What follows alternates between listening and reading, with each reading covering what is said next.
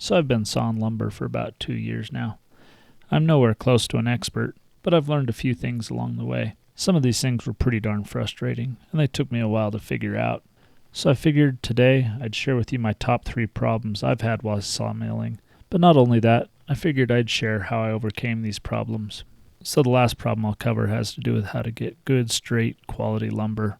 But there's 2 problems that kept me from even getting to this point, so I'm going to start with those. The first issue I want to address is running a good, sharp, clean blade. My sawmill came with 4 or 5 different blades, so I just grabbed one and started cutting with it. This ended up being a big mistake and was the cause of many of my problems. It's important to remember that a saw blade is essentially just a mini chisel. If that chisel's sharp, it'll cut wonderfully. If it's not, you're going to run into all sorts of issues. So how do you tell if the blade's actually sharp?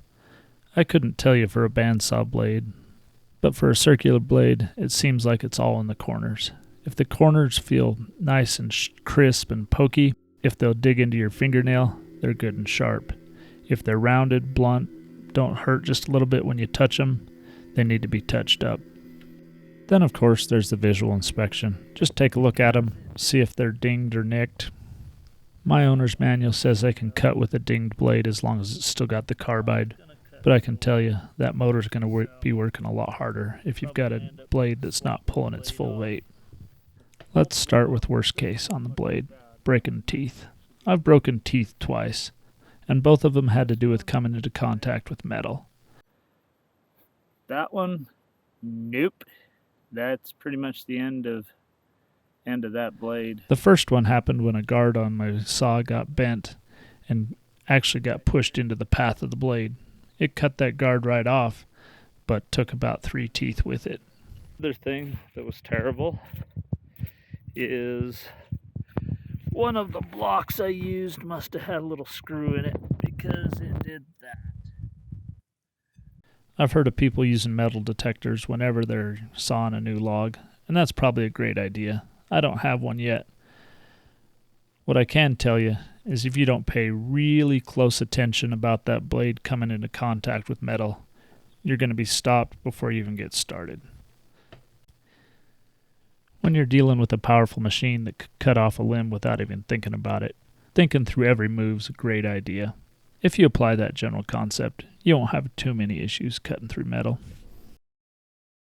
The next way to ruin a blade is a little less obvious, but if you start cutting rocks with your blade, you're going to be in a world of hurt. Basically, you need to think of a saw blade just like a chainsaw. If it comes into contact with rocks or dirt, it's going to dull in a hurry. To avoid this, the first thing you need to do is watch everywhere your blade's going to cut and look for obvious things, like this rock right here. I should have caught that. Another thing an experienced sawyer told me was to remove the bark. There's literally decades of dirt trapped in that bark. Cutting through the bark, although it seems pretty easy on the saw, will definitely dull your blade in a hurry. My lot has a lot of gravel and sand, so every time I move a log, they're bound to get embedded in the bark. The outside, kinda. Really, the best practice here is just to take the time to strip the bark. You don't have to, but if you don't, you'll be sharpening your blade a lot more frequently. A final thing that can be really hard on your blade is if you keep cutting with it while it's dull. A dull blade gets hot. As a blade gets hot, it starts to warp. Once a blade starts to warp, you go from a $40 tooth repair to a $1,000 blade. You don't want to do that. Just stop, take the time to sharpen it. You'll be glad you did. The next major problem I had as a new sawmill owner was breakdowns. I hit the emergency stop and backed it up, and then we noticed that we blew a belt. I bought this saw used off of someone else, so I don't know its history. However, there's a lot of things you can do here to save yourself days of time. Let's start with the obvious. The last thing you want to do is ruin your motor. You're working in a super dusty environment. Change that oil and that oil filter frequently. I've also heard putting a little bit of oil in the gas might help the top end. That's for you to decide. Almost as important as the engine oil is the transmission oil. Mine doesn't take very much, and it's pretty easy to change and check. The first time I changed mine, it looked pretty gross. I suspect it wasn't done very often. Now that you got the fluids out of the way, the next thing is the air filter. Again, super dusty environment. That air filter is going to save your machine. However, a clogged air filter is going to really hurt the performance. Take the time to frequently check that air filter. You can knock it off a few times, but in the end, it's worth the $12 to just change it out so that your engine gets plenty of air. My machine's air cooled, probably like a lot of yours. One of the things people overlook is cleaning out the fins that allow that motor to cool. They'll get easily packed with sawdust. Once they're filled with sawdust, they don't help the engine cool. Doesn't take very long, and a good sharp stick or wire brush, and you'll have those cleaned out. Also look at the front of your motor where the fan is.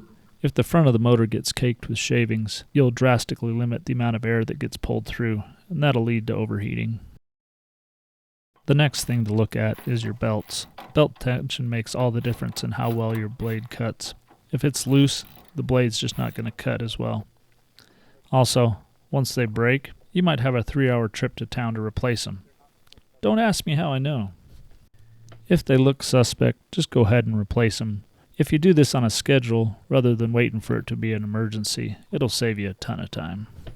Another thing that wasn't intuitive to me, but caused me a lot of problems, was all the bushings and rollers associated with my machine.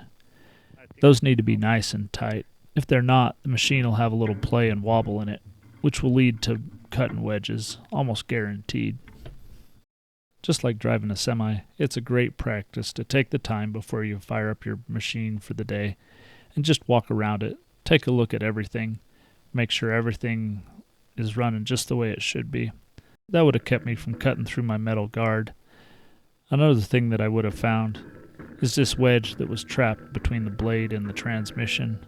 It took me forever to figure out why my machine wasn't cutting well. Well, here's your problem, right there. The final problem that I had was cutoff switches. There's a couple of cutoff switches on my machine to protect you and the machine. There's one in the oil. There's also one for the cover. I spent about a half a day trying to figure out why my machine wouldn't start. Turns out there was a short in the kill switch for the cover. The machine thought the cover was off, and so it wasn't going to let me start it. Once I finally replaced that, I was back up in business. So if your machine should start, but it just won't start, take a look at those kill switches. Hopefully it won't take you half a day to figure it out. While good general maintenance and taking the time to look your machine over might sound really simple, you'd be amazed at the amount of precious time that I lost due to these issues. I only have so many days I can cut logs, and when you're making trips back and forth to town, that really limits what you can accomplish. So now for our final problem. This has to do with actually cutting straight lumber. There's the vertical cut, or the first one you make, and then there's the horizontal cut, or the second cut that you make with a swing blade type machine. With a bandsaw mill, these are the same cut, and you're just flipping the log. But the same general principles apply. All the problems here are associated with not cutting straight. I have a whole stack of wedges. Every time I try and cut a 2x8, I think that engine's just not quite powerful enough, and so it ends up falling the grain. If you don't cut straight, you're going to run into big problems in a hurry, and they compound upon themselves. So don't ignore it when you first notice it. So for the vertical cut, I usually notice the problem as cutting wedges. One end of my board is noticeably thicker than the other. A lot of times when you're having this problem, you'll also notice that your saw seems to be working harder than it used to. Worst case scenario, it'll just quit running or jam or bind, kick back, all things you don't want to run into. So for a vertical cut, if you're having problems, the first thing I'd try is really watch the point where you're pulling from. With a swinging handle, you can pull from a lot of different directions.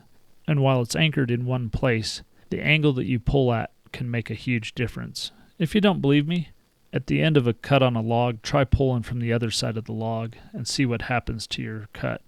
It'll be anything but straight. It took me a long time to notice this fact, and hopefully this will help you out a bit.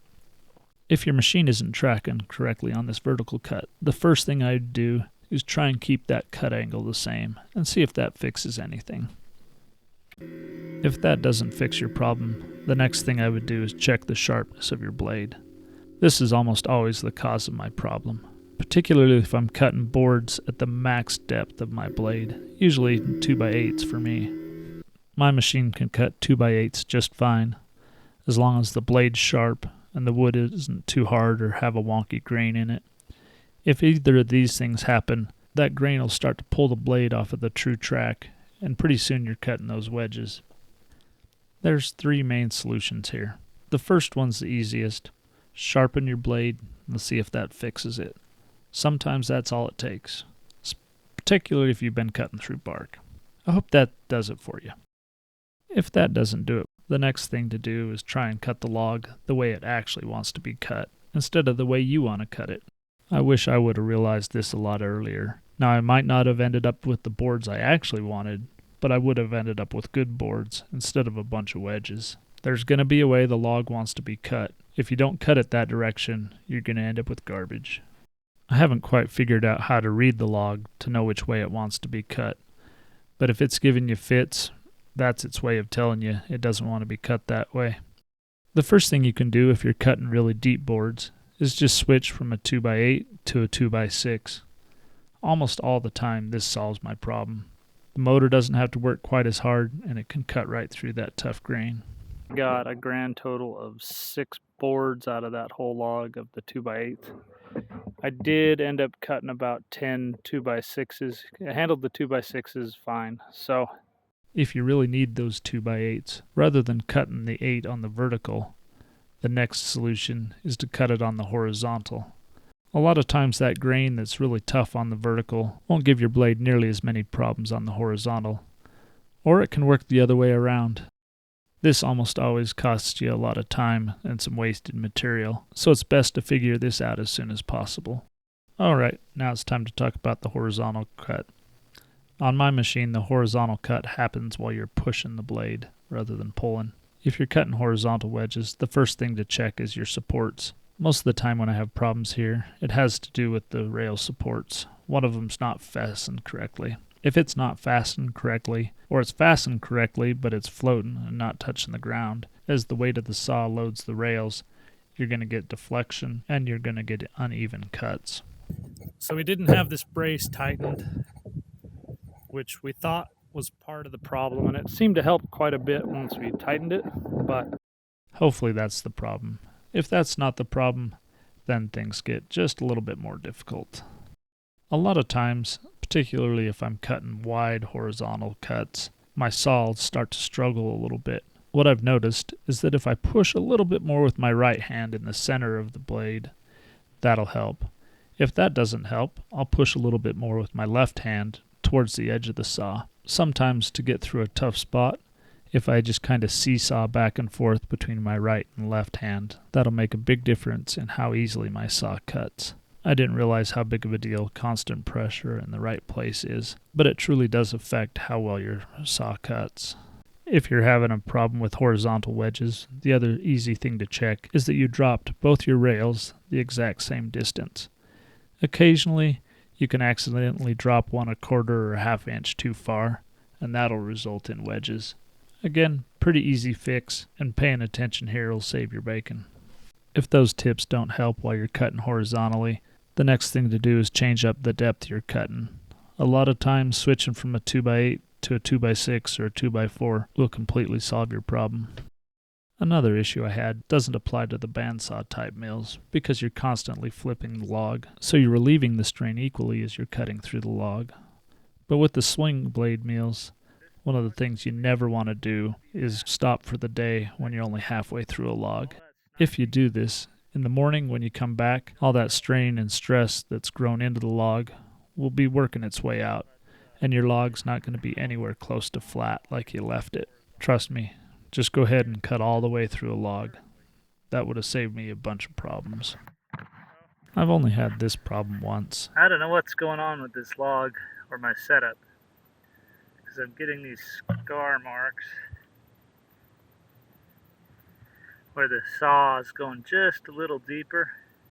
And I'm still not exactly sure what happened, but I think what was happening is that the log was bending just a little bit, so it was bending upwards, and so that cut ended up deeper. Whatever the actual cause of the problem, switching the direction I was cutting my boards solved the issue, and I was able to keep on going. With only 2 years under my belt, I'm certainly no expert, but those are the main things that I've learned. If you know a couple tips that I didn't mention, please save me a little time and throw them my way. If this was helpful to you, you might want to watch this video where I talk about how I use a swing blade sawmill.